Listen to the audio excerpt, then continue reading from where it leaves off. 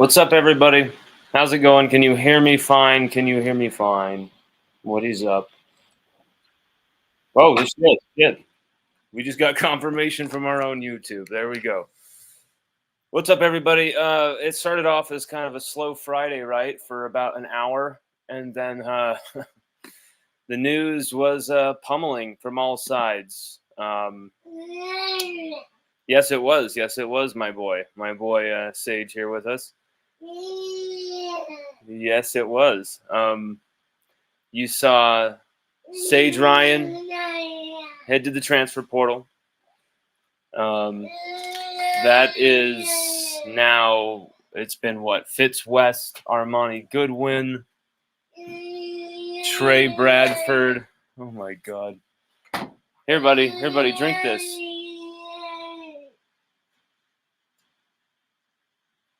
Try that, buddy. There's been Trey Bradford, Armani Goodwin, Fitz West, Quincy Wiggins, of course. God, there's been a few there, but it's been a lot of guys who maybe weren't getting a lot of playing time or a lot of starts, and so there was a lot of excuses. It doesn't matter if we don't have those guys because we don't really need those guys. They're bench kind of guys. We'll be fine. And then now you see a starter exit right out those doors. A dude who, you can say whatever you want about how bad the defense played, how bad certain guys played. I don't think Sage Ryan was one of the main culprits. He had some mistakes, but most of the time, the reason that you blame him is because he was the only guy on camera within the vicinity of the play. Yes, he had some bad missed tackles. Yes, he allowed a lot of short catches, a lot of gimmies. But for a dude who's lining up 15 yards off the ball because the coaches are telling him to, I mean, sometimes it's kind of like, what can you expect him to do? Same goes with Harold Perkins against Florida State. It's a player where it's like, what can you really expect him to do other than what he's been told to do? And he failed in that game because of what Matt House had him do, remain kind of stationary there in the middle as a linebacker. So you've seen the same thing with Sage Ryan, the lack of development, a lack of this dude was a return phenom at LCA, at Lafayette Christian Academy. He didn't get a single punt or kick return in any exhibition game, let alone like a spring game, nothing like that, let alone an official actual game for LSU. Is that like a dinosaur sound there, Sage? It was wild that this guy never got a return at LSU. That was something I was expecting to be a main feature. I'm not saying the guy is going to have 10 return touchdowns in his career at LSU or some crazy thing like that. But he was so damn good at that. How could you not find out when every one of your other guys was fumbling the ball? It was just very strange to me, some of the decisions made as far as Sage Ryan. He never played the safety position, the actual natural position that he played as a DB. So we've only seen him at nickel, at corner.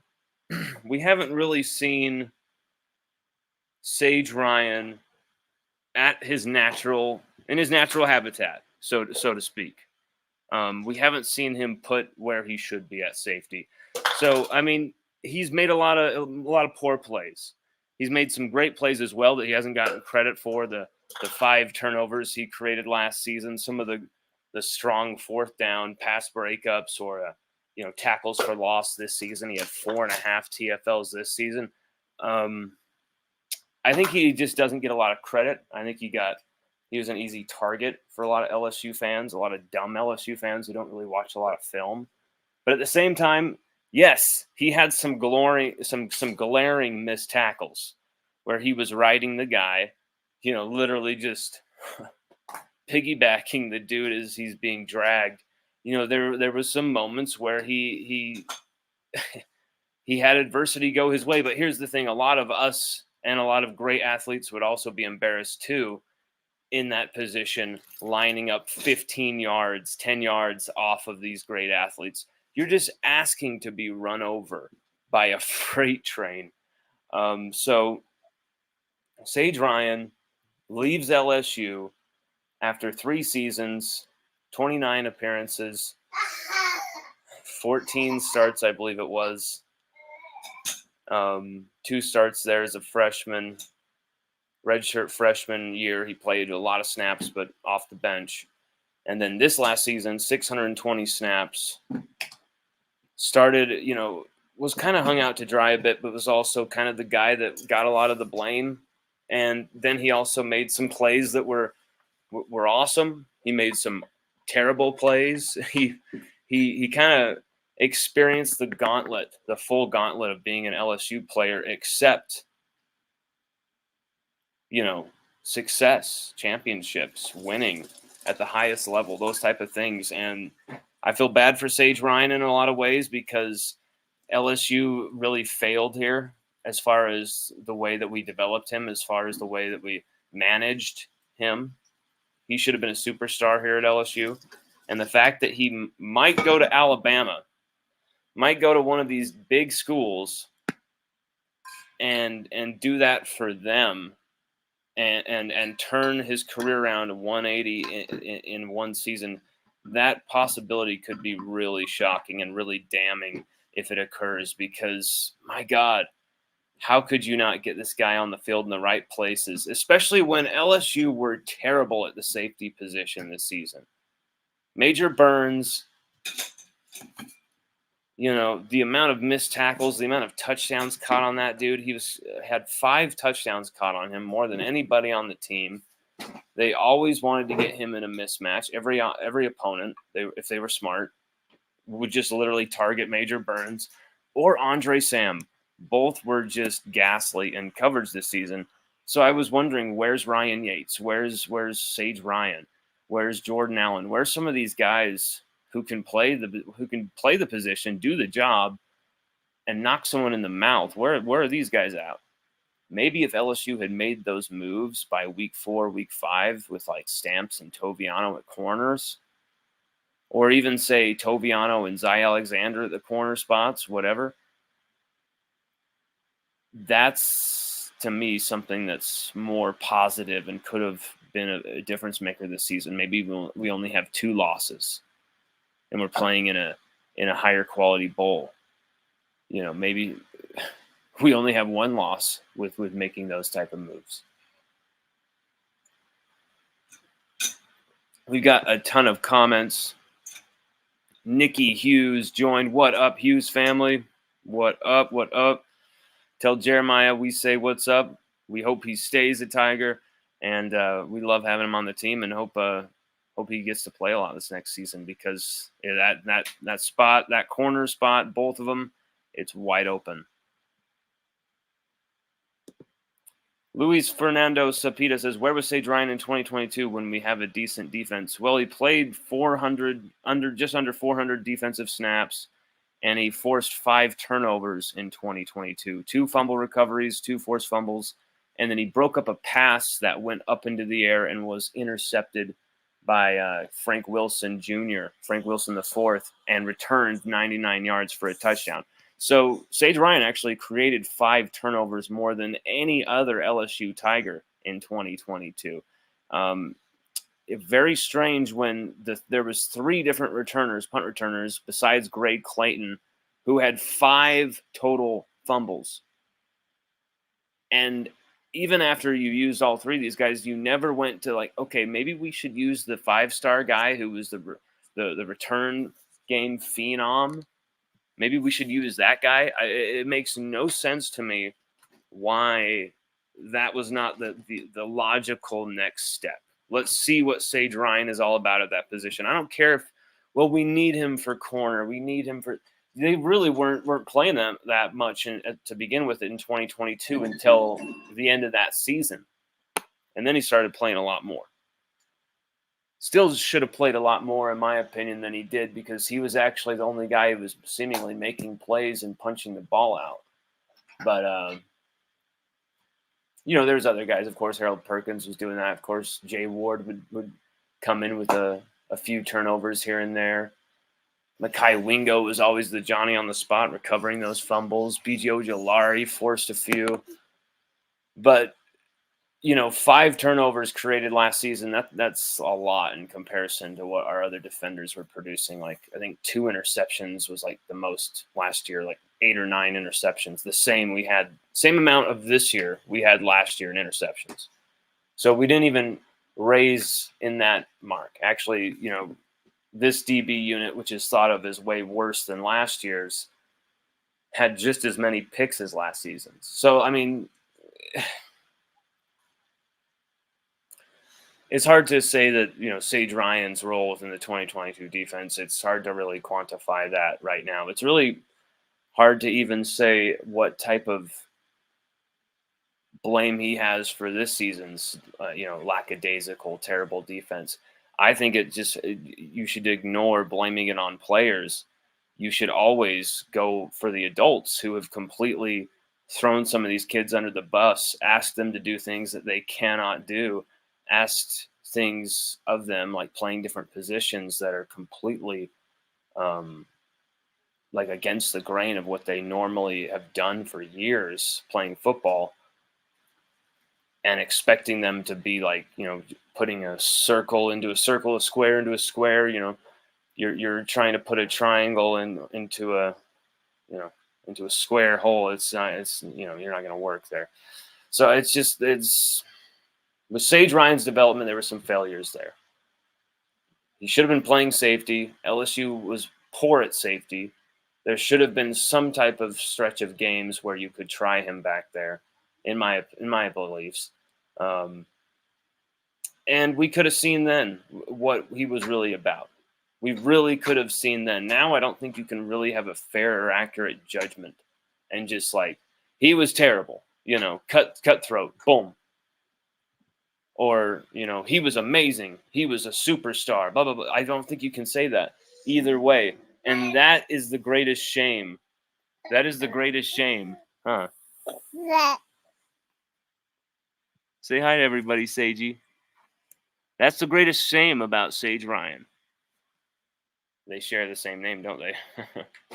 That's the greatest shame about Sage Ryan, though, for me, is the fact that we can't even tell right now what his LSU legacy will be. I'll remember him fondly at LSU as a person, someone who always gave LSU Odyssey opportunities as a media entity. He really did things for us and helped us out in ways that was incredible. And we just had a really interesting, hilarious kind of friendship. And he's just a nice guy. He's just a really nice dude. His family are amazing, amazing people. I love his dad, Reggie. Love his mom, Shiki. His brother, Sky, who's also at LCA, also wearing number 15, just played as a freshman in LCA's recent state title game. Had I think 0 or 1 catch on him. Hey, buddy. And a pass breakup right there at the goal line in the red zone. So he's kind of carrying on that legacy next, Sky Ryan. And he should be a star as well. Juwan Johnson speaks highly of him. Melvin Hill's third. And, of course, Sage. And, of course, people around LCA. But Sky Ryan is definitely someone to keep a lookout for as well. We got where would he land as a transfer from Luis Fernando Cepeda? Well, I think you got to say Alabama, because Alabama were not only second in his recruitment in, the pursuit for Sage Ryan. That was such a huge sweepstakes back in fall of 2020, summer of 2020. Really, that was a huge race, that whole 2019 and 2020 LSU versus Alabama for Sage Ryan. There was a lot of talk that I got confirmed from Sage's mother that Nick Saban would call her every morning. She'd be at the gym and she'd get calls from Nick Saban. And that still continued when he was at LSU. Weren't so frequent, but they still continued. I think under Nick Saban, he's going to know exactly what to do, what he's always wanted to do, has a game plan for Sage Ryan, and he's going to execute it well, and it's going to hurt LSU. I guarantee you, like, whether LSU beat Alabama or not, like, Sage Ryan will, like, return a punt against for a touchdown against us next year or something, because Nick Saban will know exactly how to develop him. And Sage Ryan, he's played 3 seasons. People want to say, oh, well, he's coming back as a senior. Technically, he's coming back as a redshirt junior. He's really only had 2 seasons on the field. Like, that first season, yeah, it counts. He had 2 starts. He had 2 pass breakups. He actually looked really good in these 2 emergency starts against Florida and Ole Miss, even though he had like a penalty or something. He still looked really good. And a lot of people, you yourself included, Tiger fan watching this, very high on him as for the future. That changed. Everything turned when, he made some bad plays, or just people were lazy and blaming every bad play on him. Just like there's a lot of people who didn't like Greg Penn III, so every play would be blamed on him, even if it was clear it was Omar Spates. Things like that. But Sage Ryan leaves, and I think you should probably – I'd suggest he's going to go to Alabama. But he has no shortage of options. He's told me it's nearly every school in the country going for him. Texas, that could be an option. But I expected him to go to Alabama. He does not like how this went down with LSU.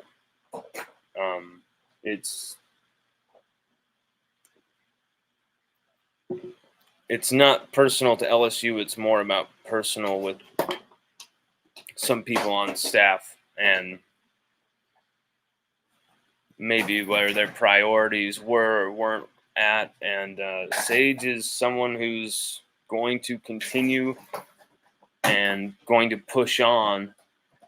And he's still going to be successful, I believe. I really think we haven't seen the end of where Sage Ryan is going to be, or his development, or his ceiling. I think he hasn't even come close to hitting that ceiling, because we haven't really seen him play with the football in his hands, which when we did an interview with him back in the spring before the season started, very comprehensive interview.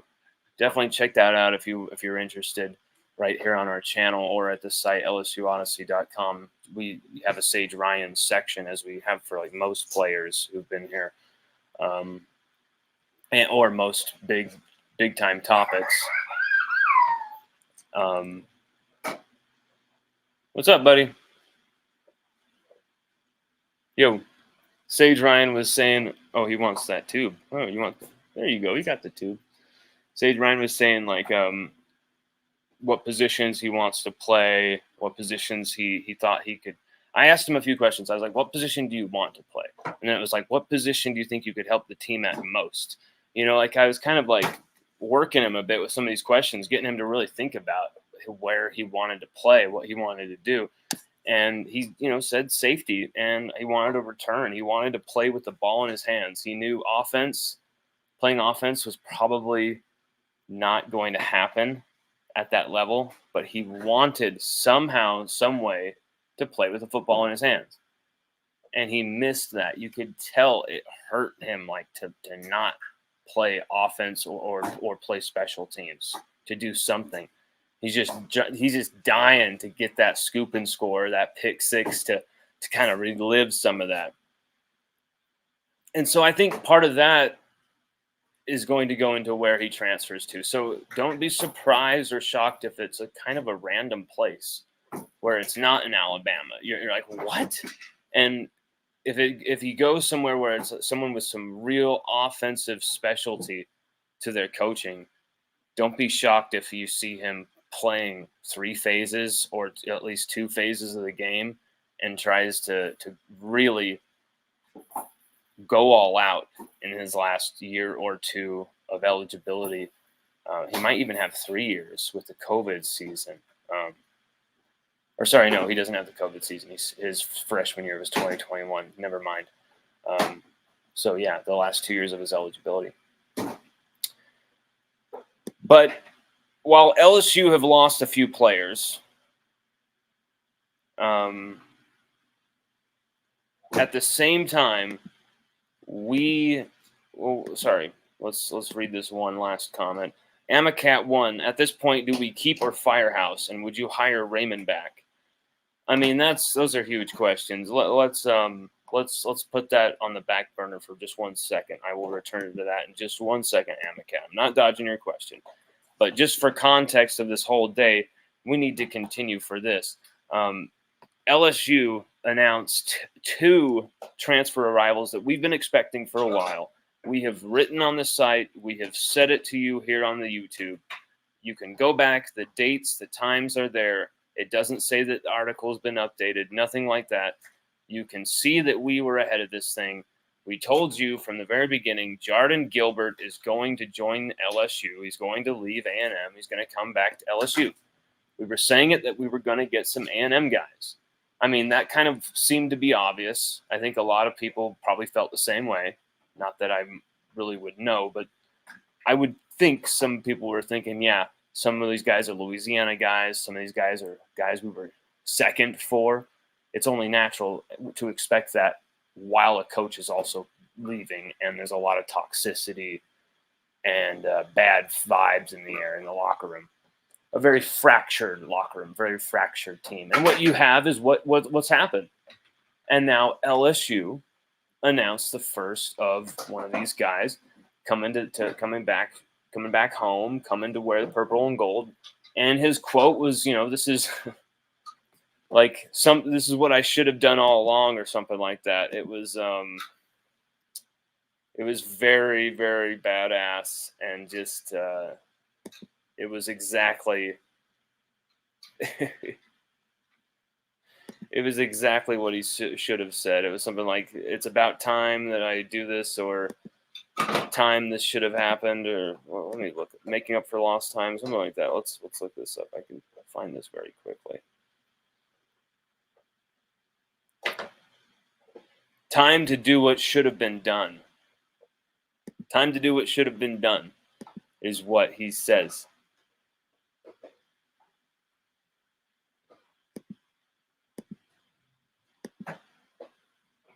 Time to do what should have been done.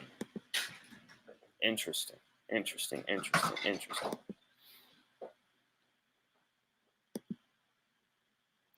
the thing. Jordan Gilbert joins the team on the same day Sage Ryan leaves. I think that was obviously LSU moving it up. Like, hey, he just announced he's going to the portal. Like, we're going to announce this in a few days. You're going to come visit. You canceled the Florida visit. Okay, but can't we just commit today? And okay, fine. And he commits. I'm just speculating there, but it seems like that's kind of what happened because of the Sage Ryan news coming early. But we knew the Jordan Gilbert thing was coming. And if you didn't, I mean, like, I think your head's under a rock maybe, or you're just not subscribed to LSUODYSSEY.com. I'm sure there's other LSU media entities that were saying that.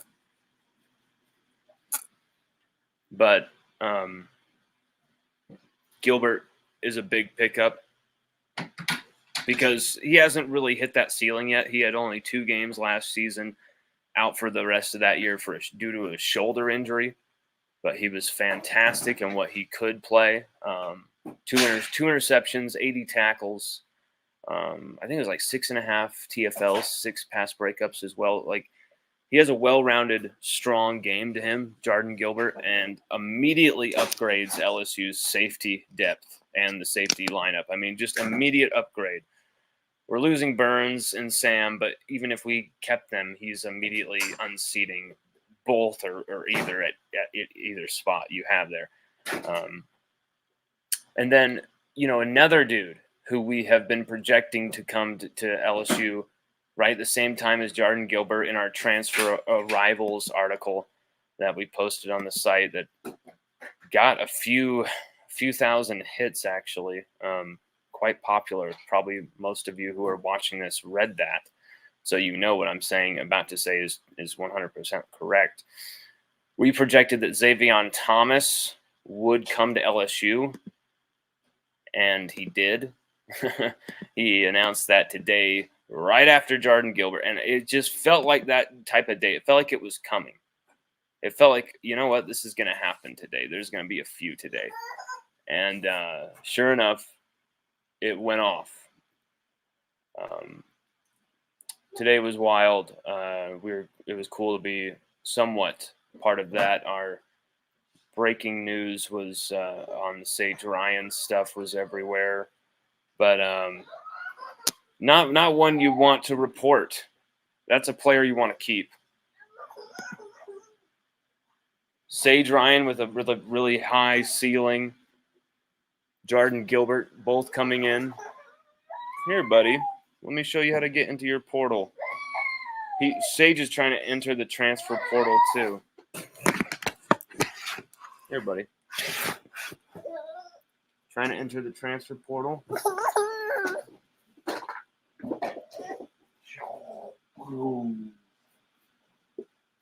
That where you wanting to go?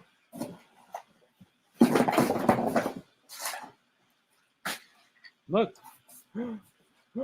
The cups. Oh my God, the cups. Here, buddy. I'll meet you on the other side. On the other side. On the other side. On the other side. On the other side. Did the echoes scare you? We got some comments here. You know, that's the thing is,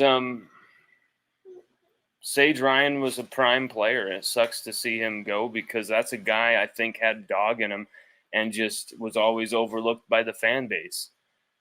You know, there's a lot of times where you're watching the game and the guy that you see making the tackle 20, 30 yards down the field, like Damone Clark. This is a guy that got this a lot. Damone Clark would make the tackles 30 yards down the field after someone blew the assignment, and everyone would be like, damn you, Damone Clark. And then like that next year, Damone Clark became everyone's hero, and he was robbed of the butt kiss award. It was just kind of funny how they realized the next year when some, actual talent was surrounding Damone Clark for once, he excelled and like became his best self because he wasn't so exposed and like the only guy playing defense. It is the cruelest team game of them all outside of soccer, football, because that game you can really get your pants pulled down in front of everybody and just look bad. Football, you can hide and some things can kind of go your way to make to kind of cover over the cracks. But defensively, you saw one of the historically worst LSU defenses in program history. Who was going to look like a superstar? Harold Perkins didn't even look like a superstar against Florida State. That was a game where he was exposed. There were a few others. There were a few more. That happened to a lot of different players for LSU.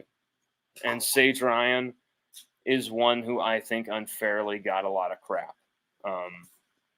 And I think it makes the fan base look bad. Some of the comments I always see. And the worst part about it is it's not even accurate. I really don't think it's an accurate representation of what he's done at LSU. I think there's a lot of people who think, oh, you leave because you're entitled. All right, don't let the door hit you on your way out. And it's like, this is a dude who basically played every position he didn't want to play for 3 seasons. He literally did like everything he didn't want to do for the team for 3 seasons. Ran his ass into the ground, making tackles that were thankless. And how dare you? You missed that tackle 20 yards down the field earlier. I get it. He made some bad plays. He had some missed tackles. But it is awfully hard to tackle a freight train when you're 15 yards off. It is total, just obvious physics. And that goes on the coaches. So when you bring in a guy like Jordan Gilbert, you better don't just expect that Jordan Gilbert is immediately going to just ball out.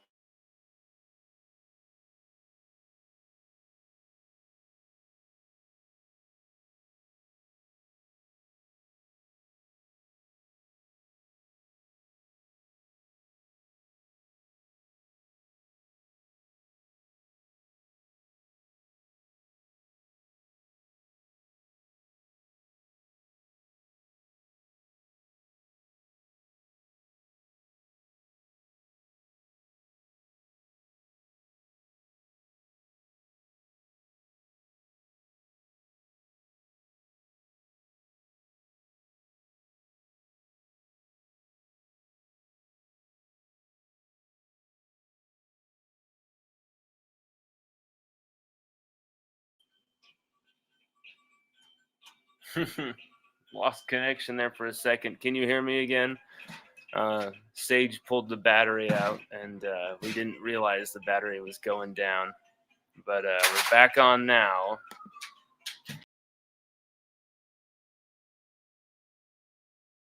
This stage, hopefully. There we go.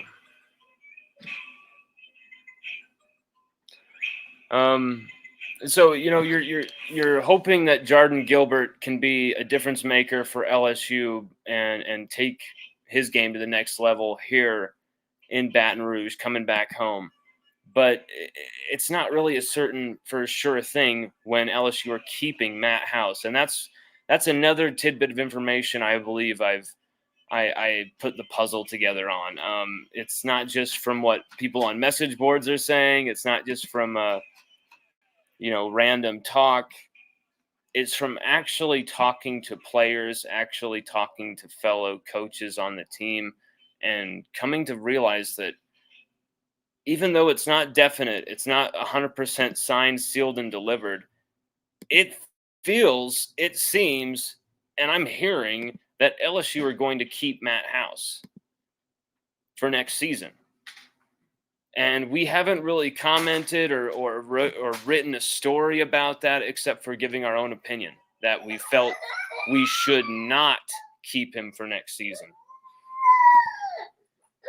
And here we are doing this, where this guy, I mean, you look at his play calling boards, they look like the chalkboards from a beautiful mind. It's like, are we doing equations here?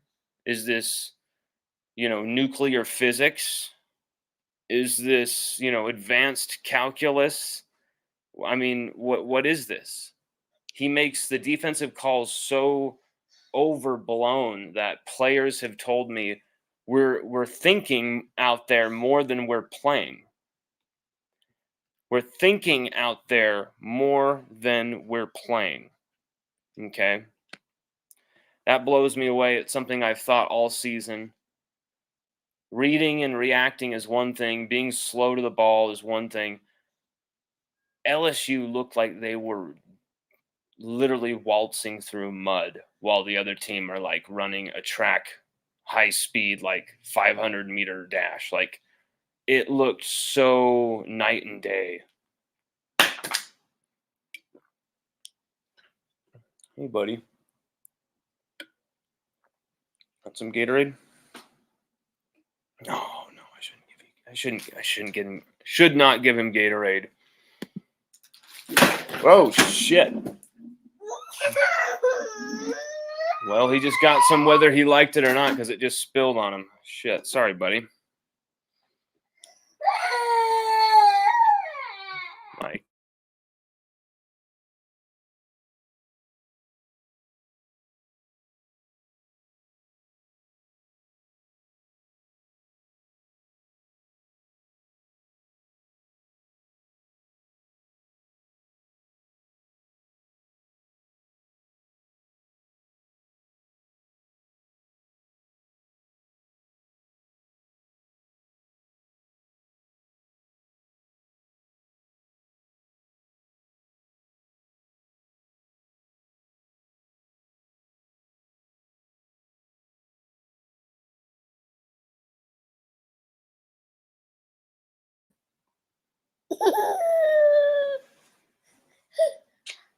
Sorry, buddy.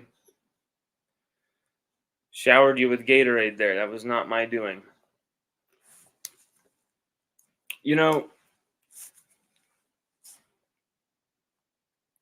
Jordan Gilbert, when you look at his resume compared to Sage Ryan's, I'm not really seeing much of a difference though. Like, I know people want to go, Jordan Gilbert, what an upgrade, but that's only because you don't like that Sage transferred.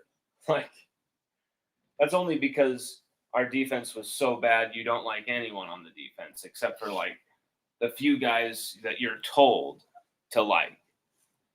And so, of course, you're not going to rip on Harold Perkins. You're not going to rip on Mekhi Wingo or Mason Smith, but you're going to rip on, Sage Ryan, or you're going to rip on, Greg Penn III, or You're going to rip on Jordan Jefferson or someone.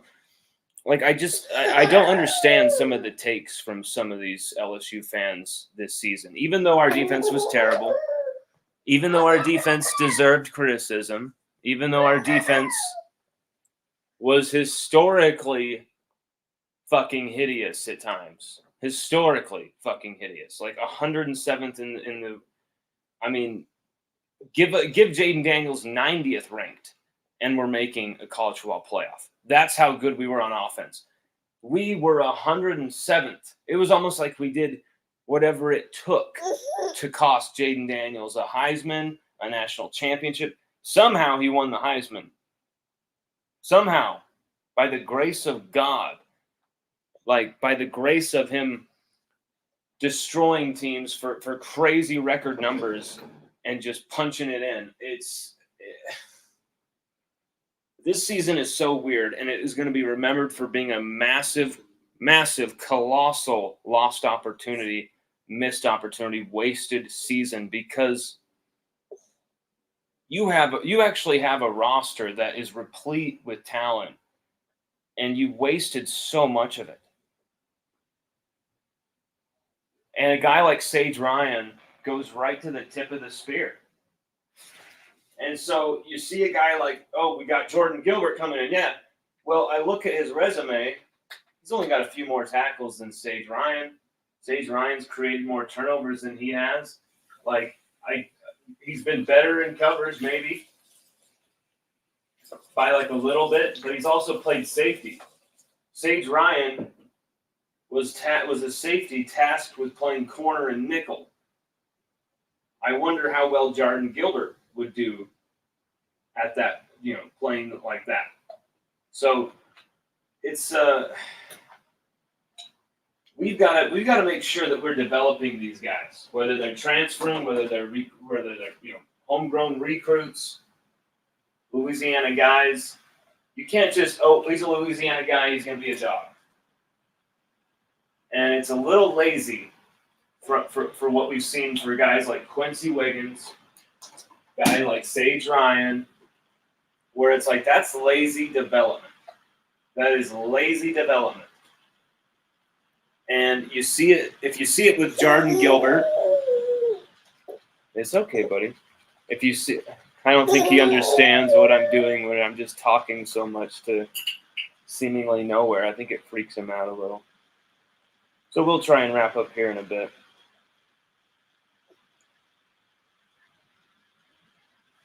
But it's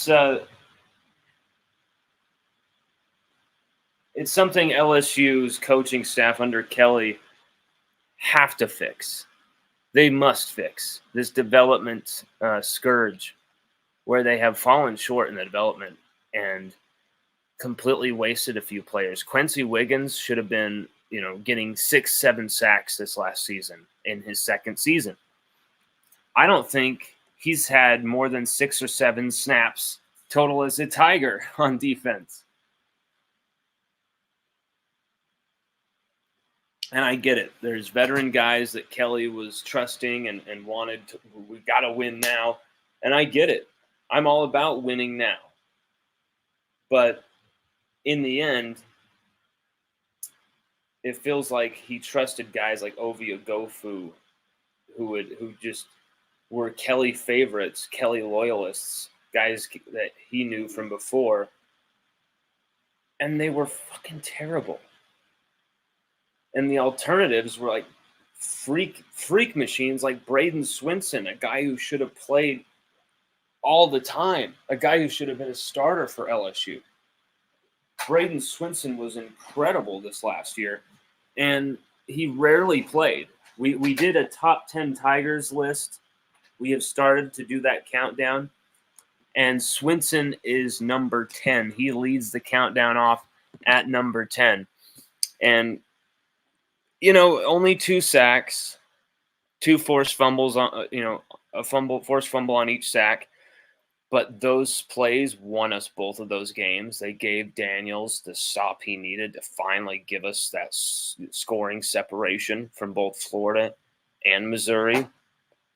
But Swinson had so much pressure on a defensive line that was just completely lacking sacks, pressures, quarterback hits, wire to wire. A complete, just lackadaisical defensive line. Hard to watch at times. Mekhi Wingo, Braden Swinson, Savion Jones for a few games. Jordan Jefferson was amazing, I think, wire to wire. He always played with everything he's got. That was all you had to cheer for on that defensive line. And then you got Mason Smith huffing and puffing and brawling with guys for most of the season. And it's like,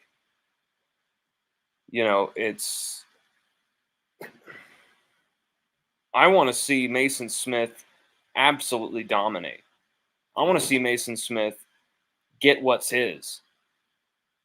But my God, I don't know what's going on. We have failed these guys to the point that, like, we're seeing the worst performances of their careers. We're seeing this defense absolutely collectively shit themselves to a point that can they psychologically get past it with Matt House still there?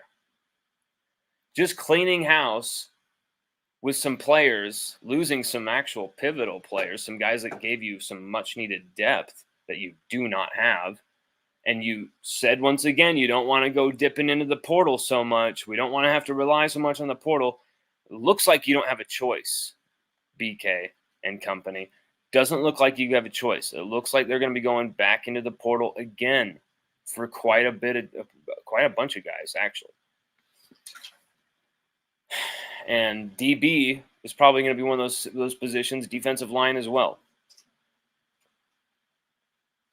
Xavion Thomas, though, joining LSU only an hour later after Jordan Gilbert. LSU's second transfer arrival. He hasn't done much at Mississippi State. He had 2 return touchdowns, 1 kickoff, 1 punt return in both of his 2 seasons at Mississippi State. He's had some moments, but receiving is not first. I feel like he's like a returner first more than a receiver. That's kind of what I've seen from his profile. That's how Mississippi State used him. It doesn't mean that LSU can't, develop him and turn him into a receiving, phenom, Adonis. But I don't really see it right now. The production isn't there. I'm not just going to be like, yep, Xavion Thomas is a lock as like a superstar replacing Brian Thomas Jr. and Malik Neighbors. I can't say that right now. As of now, we'll have to see what Cortez Hankton is able to do. It might take a season for Thomas to really hit that next level. I would bet on that more than immediate success for Xavion Thomas and what he can do for the team in year 1. I actually think you might see Aaron Anderson take that next step. I think his year in the wilderness will probably teach him a lot. He had to sit back and watch 2 guys become Biletnikoff semifinalists while he got like 6 targets his way all season, 10 targets. And he never looked really good. He looked really rough. I mean, even Jaden Daniels throwing the ball to him, it'd be like the worst Jaden Daniels throw of the game. And it would be like, what the hell was that? We were like driving and then everything would look disjointed about every play that just Aaron Anderson participated in. It was really strange. And I don't know really if that's on Denbrock or Aaron Anderson, but it looks more like it's on Aaron Anderson. And I think he'll figure that type of stuff out, those little details. I think he'll get that stuff ironed out if he really wants it. And you should see Aaron Anderson year 3, year 2 as a Tiger really hit those next level heights. But receiver, it's a position I'm worried about, even though we've got a lot of talent, especially those freshmen that came in, the 2023 class, Jaylen Brown, home run hitter galore, but also kind of a complete receiver in a lot of ways too. Kyle Parker, another guy who's complete in a lot of ways. He's still very raw, still has some dropping issues, but I think Kyle Parker, he can take it to that next level, possibly in year 2 as well. Shelton Sampson Jr., the hometown guy. I mean, he had a chance to get 2 touchdowns in a game versus Grambling this season, and he dropped both wide open plays, and you can't fault him on it. Freshman, probably like 70 members of his family sitting there watching him. Oh, the ball's in the air, holy shit, and he's dropping both of them. It was a huge opportunity that went to waste, but I expect him to be some sort of star at LSU, Shelton Sampson. It sucks that one season of his development is already gone and he didn't really get on the field.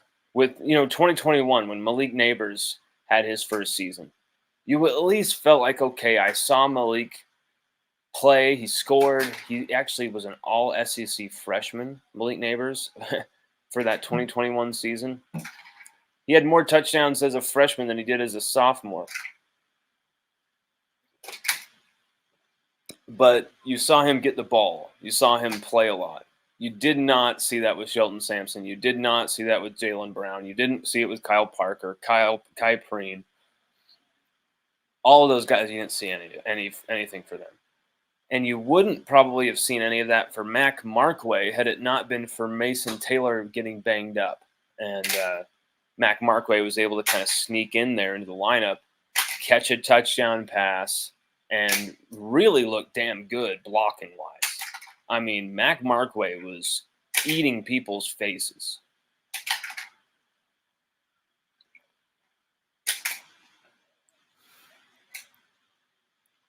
Any questions for anybody, from anyone that has joined? Feel free to shoot those in.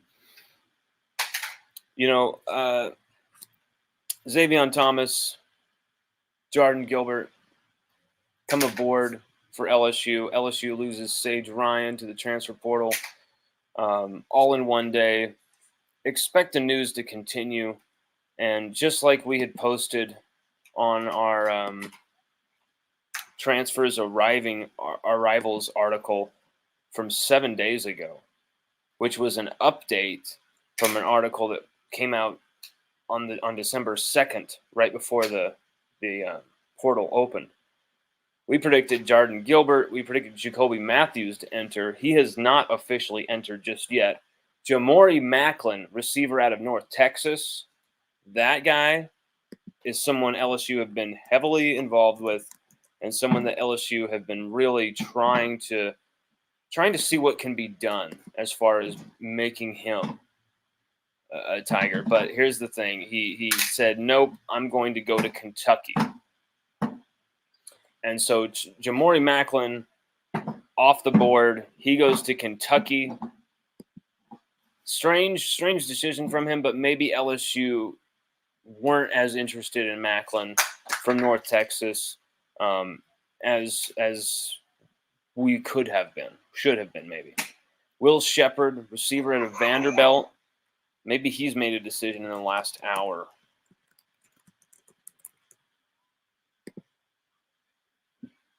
Oh, Colorado yesterday. He went to Colorado 22 hours ago.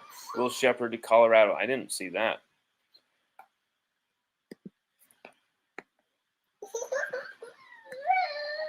What's up, buddy?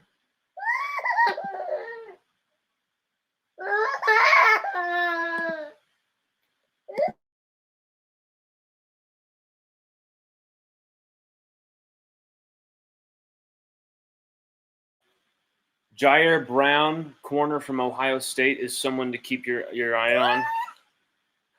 Jair Brown, Louisiana native, is someone to keep your eye on as a Tiger who could be coming. You want the hat? There you go. Got to keep an eye on Jair Brown as an LSU Tiger, a future LSU Tiger, transfer arrival, leaving Ohio State. This little dude. Will Shepard obviously goes to Colorado.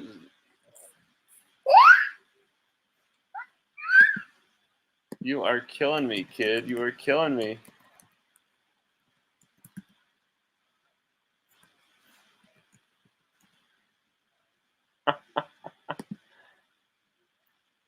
Bryce Anderson is someone that I think, he enter the portal or no? Okay, he will return. Okay. See, he entered the portal, but it was all this like hacking thing. It was a hack, supposedly. I bet he entered it and then he just paid him off to delete it, because it says it says through Texas A&M's official NIL partner, Texas United, sophomore safety Bryce Anderson announces his return for the 2024 season from Aggies Wire. Very interesting, very interesting. So Bryce Anderson off the table as well. LSU pick up Xavion Thomas, Jordan Gilbert, safety. Keep an eye on Jair Brown, cornerback out of Ohio State. I really expect LSU to do something there with him, and we'll see. We will have a piece coming up. We'll talk to some people and do some touch base. Sage, stop. Drink this. Chill the hell out. Drink that. You don't want it? Okay.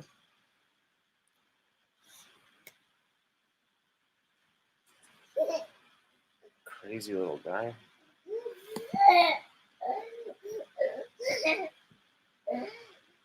You are you know it. You know it. You're a mischievous little dude.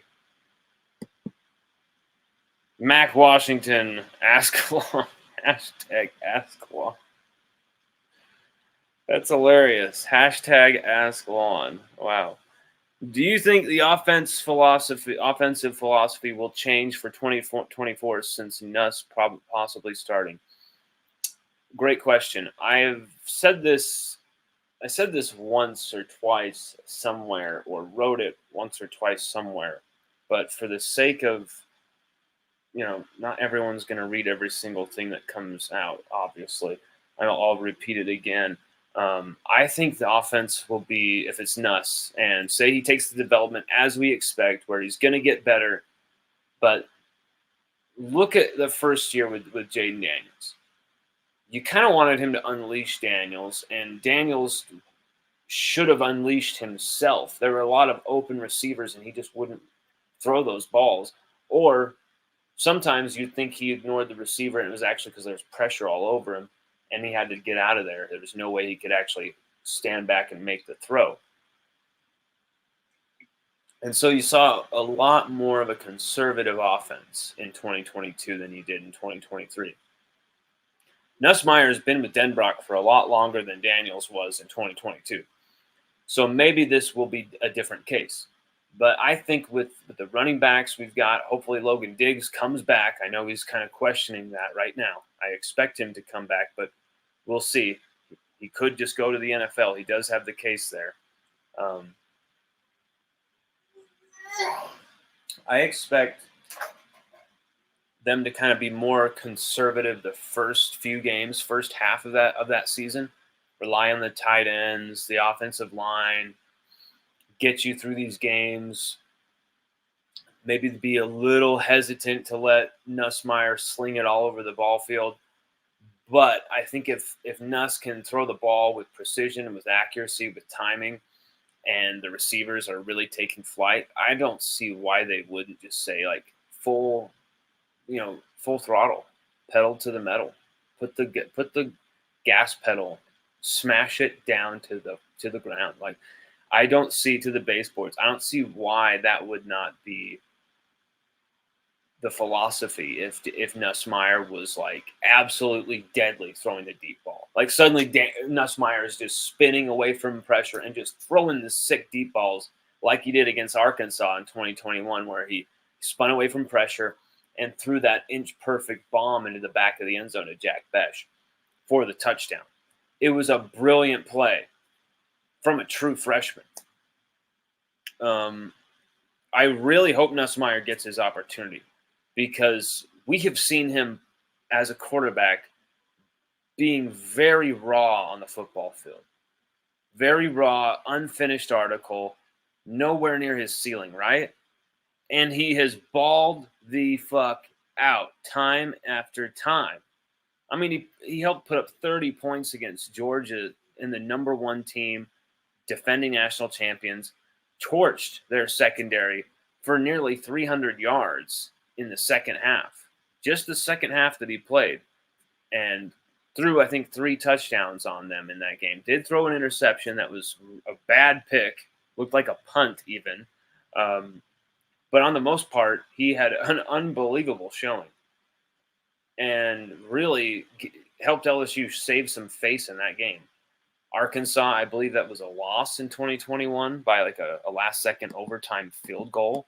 And that was because we shackled the offense in that overtime instead of really going for it in that whole second half.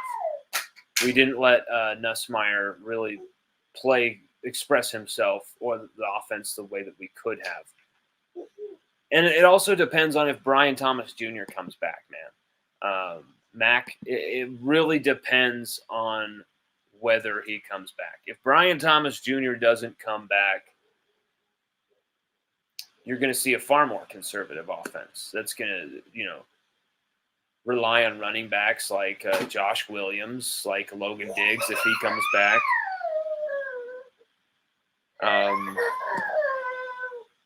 One second.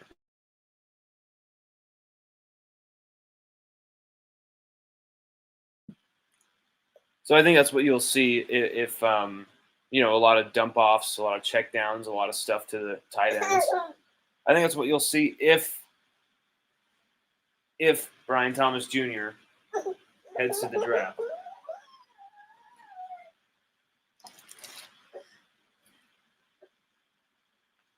If Brian Thomas Jr. comes back, I think it's I don't see why they wouldn't go at least 90% full throttle, in comparison to full throttle 100% being this season at its craziest with Jaden Daniels.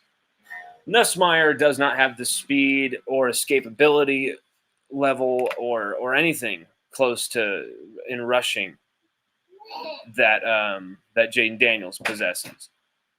But to claim that Nussmeier can't be a weapon as a dual threat in the RPO game is just foolish and just not doing the film, not doing your homework. Nussmeier could absolutely destroy teams with his rushing ability, with them totally just keying on the run, not keying on him like they would key on Daniels last year. They're going to forget about Nussmeier being a rushing force or a rushing a weapon for LSU in the rushing attack. But then I think you're going to see it because he's going to have massive lanes, and I think he's going to be wary of making mistakes. Maybe there's a transfer quarterback nipping at his heels. Maybe it's Ricky Collins and Colin Hurley. And so he doesn't want to make those mistakes, doesn't want to force the ball. And I think you're going to see Nussmeier use his legs and attack defenses with his legs out of the backfield this next season. And maybe it's more conservative as LSU go through this gauntlet that's going to have, USC, Alabama, no Auburn, no Mississippi State for the first time in decades, Ole Miss, UCLA, Oklahoma on the final day at Tiger Stadium. Just crazy, crazy stuff. Going to be a gauntlet of a season. And hopefully a guy like Josh Williams stays for another year. I believe I'm hearing that he's going to stay. But he hasn't made anything official yet. He has one more year of eligibility, believe it or not, Josh Williams. So that would be huge if he came back. The offense, I'm not worried about, even though I should be because, there's a lot of unanswered questions, like I pointed out at receiver. Who's going to step up there? We really need those questions answered. Before this year, we knew who was going to be the guys. It was just, can they take that next level? They went into the stratosphere. That's what you see at LSU when guys have continuity year to year. We got to get that with these freshmen who are now becoming sophomores or redshirt freshmen. Most of them redshirt freshmen, of course. We have to see them take that next level, but we have to see them given the opportunities to do that. And this offense can't get too conservative. This offense can't, roll back time to the Stone Age. This offense needs to keep forging forward into, a crazy, fiery, raging, attack-oriented destiny that is there for the taking. That has always been LSU's offensive destiny. Quarterback killers no more. Quarterback thrillers everywhere. We have a chance now at LSU with our offense over these next 5 years to have another Heisman quarterback sitting in that chair. Garrett Nussmeier, Ricky Collins, Colin Hurley, potentially Caleb Underwood coming to LSU. You can't tell me or anyone else those guys, and then you're talking about transfers coming in potentially as well. LSU can't make it back there. There's every reason LSU should be in that position year in, year out at quarterback. Someone sitting in that seat. With this offense, with the potential, with the athletes at receiver, the way we have been recruiting Louisiana, if you look at it, 8 out of the 10 top 10 in Louisiana, 11 out of the top 15 in Louisiana. Kelly has been putting the pieces together from Louisiana recruiting in a great way. Gabe Relaford and now Dominic McKinley is going to follow him are fantastic pieces for the defensive line future, but we've got to keep mining the state. We have to keep mining the portal for the best guys. We have to develop them once they come on the campus.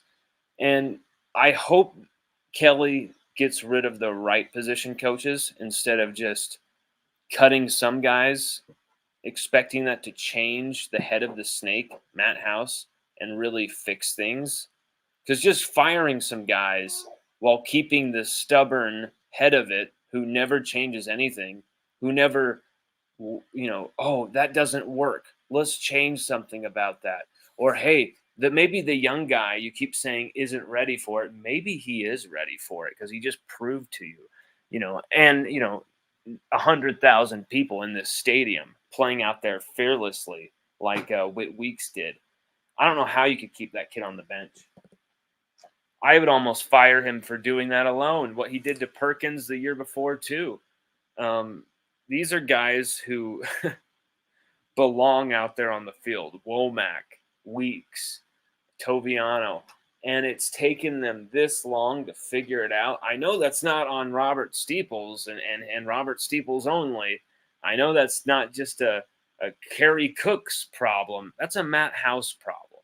And until Matt House either fixes something about how he runs defense, fixes something about the defensive roster completely, or fixes something about how he does things schematically, really, unless he does all three, we are doomed. He has to do all three of them. We're screwed unless he does.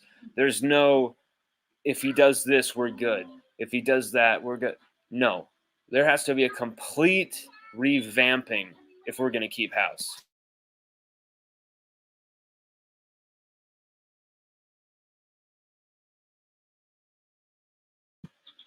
All right, with that, while he's playing with his crazy toys, we will say bon voyage. We will be doing a few more of these this weekend, I'm sure, with all the news coming in. Head to LSUODYSSEY.com, everybody, and thank you very much for joining today.